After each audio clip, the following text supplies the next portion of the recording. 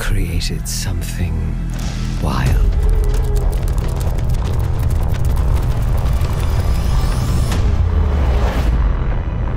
With a fire in its belly.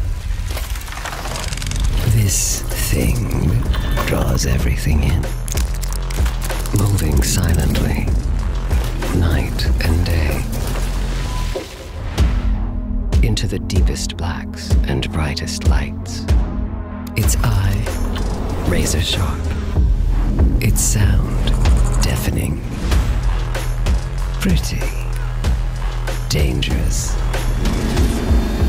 So why would anyone give this beast more power?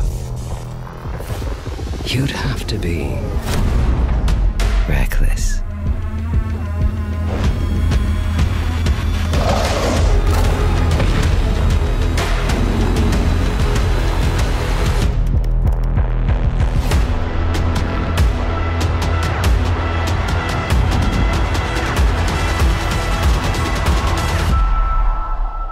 What have we done?